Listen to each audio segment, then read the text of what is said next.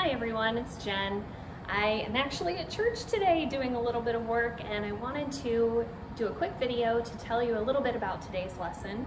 Today you're going to be reading the story of Philip and the Ethiopian. And this is a story about Philip, who was a follower of Jesus, and a man he encountered one day. He didn't know this man, but it ended up being a time when he was able to get to know this man and talk to him and tell him about Jesus.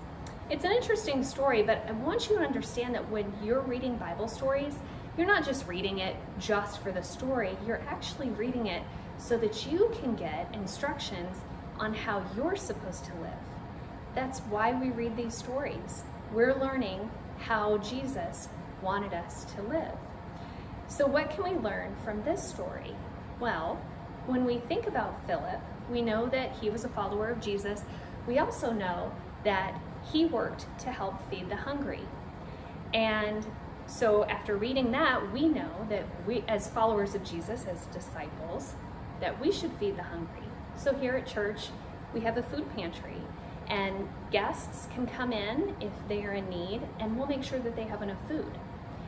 We also know that Philip was a teacher. He met this man, and he was teaching him about Jesus. Okay, that's good information. That means that we need to make sure that we are teaching others about Jesus. And when you look at our church, we have lots of people who devote lots of time to teaching others. We have pastors, we have staff, we have volunteers that all work to teach others. And you, even as kids, can teach others about Jesus.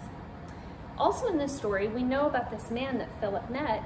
He was sitting there reading a scroll and trying to understand what these teachings were. All right, so we know that we should also be reading to get more information, to learn about how we're supposed to live our lives, how we're supposed to do God's work, and how we're supposed to take care of others. So reading your Bible and talking to your friends and family about Jesus, listening to worship, listening to what the pastors are saying, all of those things help us learn more so that we can do more good work.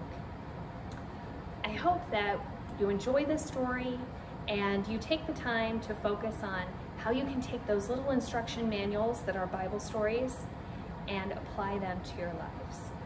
I hope you have a great week, and I'll see you soon. Bye.